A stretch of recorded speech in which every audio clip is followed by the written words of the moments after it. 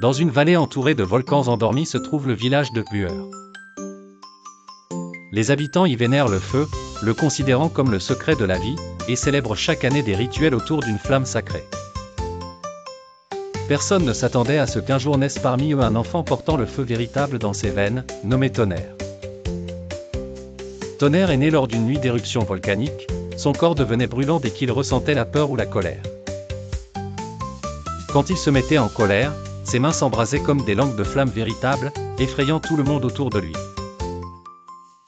Avec le temps, Tonnerre s'isola dans les montagnes, cherchant une manière de vivre sans nuire à personne. Dans sa solitude, il rencontra le sage de la montagne, Maroun. Ce sage connaissait les secrets du feu et était le seul à ne pas craindre Tonnerre. Il lui enseigna à écouter la voix des flammes dans son cœur, à transformer sa force de destruction en protection, et que le feu avait deux visages, l'un qui éclaire, et l'autre qui brûle. Au moment où tout le monde croyait que le calme était revenu au village, des créatures de l'ombre, sortant tous les siècles des entrailles de la terre pour aspirer toute lumière et toute chaleur, firent leur apparition. Elles ne parlaient que de destruction, enveloppant le village et engloutissant chaque flamme et tout espoir. Il ne restait plus à Tonnerre qu'à descendre des montagnes.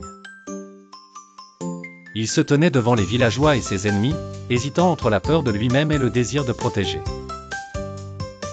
Une bataille féroce éclata alors, le feu couvrait le ciel et affrontait les nuages sombres.